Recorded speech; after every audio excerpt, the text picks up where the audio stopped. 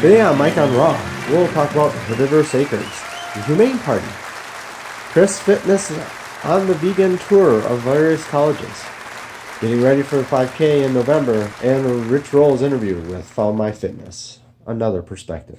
Hey everyone, welcome to Mike on Raw. It's been a while. It's time to get back in the swing of things.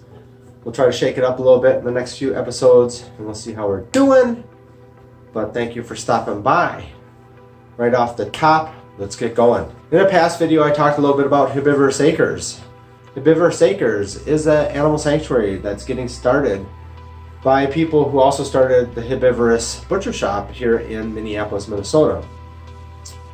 And the last time I talked, I think I talked about that they had acquired some land already and that their GoFundMe that they were doing had reduced its goal from millions of dollars down to just $100,000.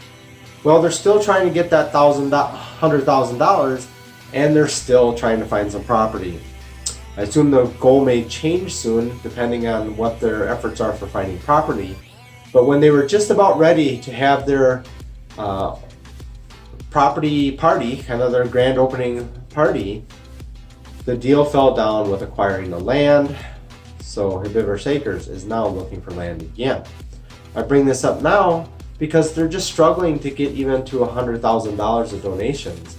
And I would suggest that if you're thinking of trying to find a place to donate money, let's take this opportunity to raise some awareness for animal sanctuaries. Even if you don't want to donate to Herbivorous Acres, maybe take some time to find some animal sanctuary in your state, in your country, local to you, and help support them, because those types of organizations are doing great things for many animals and they need our help. The Humane Party. That's right, I'm still a volunteer for the Humane Party. I'm helping work on the policy team and the economic transition team. And I just want to suggest that for other people that are interested in actually making a change in some way, think about becoming a volunteer for the Humane Party. If you're in the United States, you can go to the website that I've linked down in the description below. You can sign up, become a volunteer, help lend your voice to some of the policy decisions that are being made within the party. Especially if you have some expertise in a certain area where you feel that that might be valuable. Please think about joining up. Recently, the party put out a couple studies that came out of the economic transition team looking at animal agriculture and the impact that it has in the world with real scientific data. And many of, at least one of those reports that they came out with has been getting wide recognition. The Humane Party is doing many important things. And many of the things that the Humane Party is helping do are the things that only a political party can do. Right? If you need to change politics, you need to get involved in politics. And if you want to have those politics change, the best party right now that really goes to the same direction that we as vegans are going is the Humane Party. Now, really, since the beginning of my vegan journey, Instagram has been kind of the place where I try to keep things updated, especially since I started my fitness journey. So if you really want to know what I'm up to between my videos, you can always check out on Instagram, because I'm pretty much posting on there every day, and certainly every day I get to the gym. But Instagram is also a great platform to find other vegan activists out there and see what other vegan activists are doing to help inspire your own activism. One of those people that I found that really inspires my activism is an Instagram person with the name Chris Vegan Fit. Now, Chris Vegan Fit, what she's doing is she is going on tours of American colleges and leafletting with vegan leaflets. And she has great success. A lot of times you see on her stories where she's dodging campus security, but a lot of times you see her actually helping change the minds and helping to bring awareness to our college students. I think that she's shown that through her experience, for every so many thousand leaflets that she goes out, she actually gets one person to go vegan. And so you can kind of keep a count with her as she goes from one school to the other and see how many new vegans that she has helped bring to life through her activism. And it's great watching her activism. And it's great finding people that you can support. And Chris Vegan Fit is one of those people I support. I suggest you find her on Instagram and watch her stories and have her inspire your vegan activism. Now, a couple of years ago, I started running. Last year, I probably did more time riding my skateboard and not so much running. But this year, I decided I want to really focus on getting my running going. One of the challenges I have is while I'm still I'm still overweight, I want to run. And really, to make sure I don't get injured, I have to be very careful about using the proper form.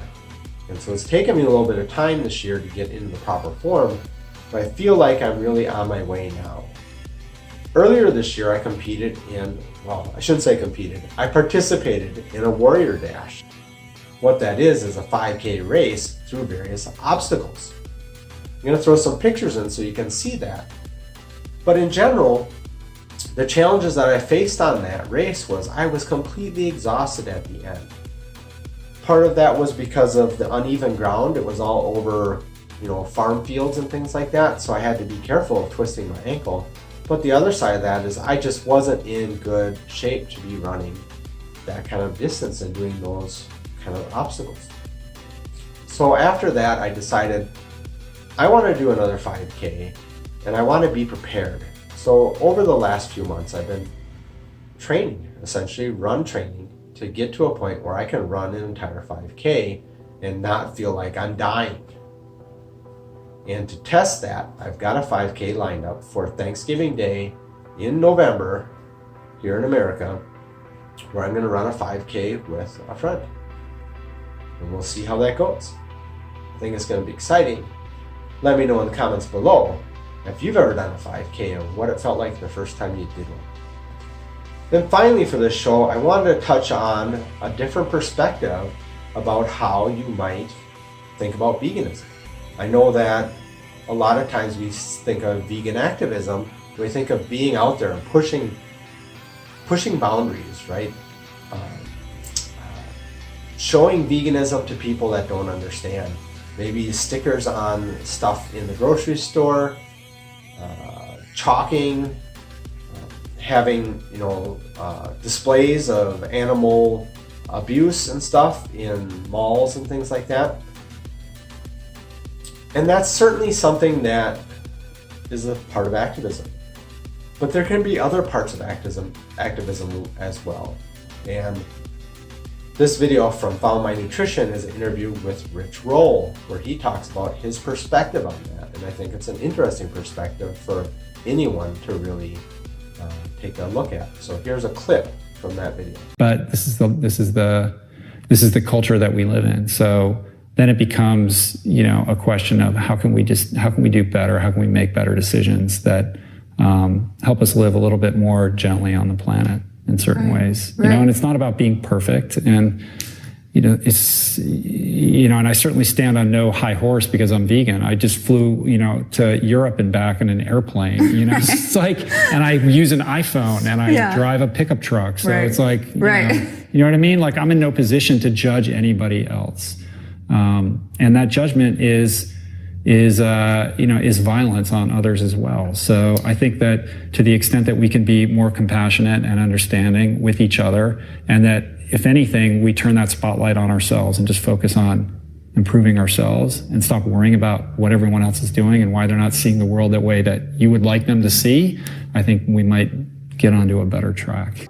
Really a great take on how we present ourselves so that we are working on ourselves to help show a good example of what a vegan can be, right? If I can be a good vegan in my lifestyle, then other people around me will see that example and maybe ask me how I'm achieving that, as well as different people in different lifestyles can do the same thing.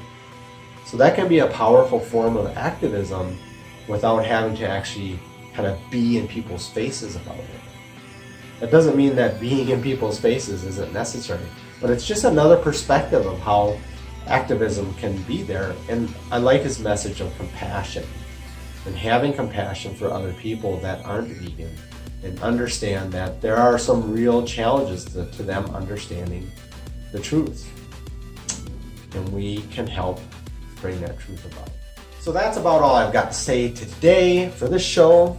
And this is a show, let me tell you, I'll be working on different episodes over the next few weeks as I try to kind of come up with a different idea, something to make making videos exciting, interesting, giving me a chance to work on edit skills, as well as giving you guys something that is interesting to watch.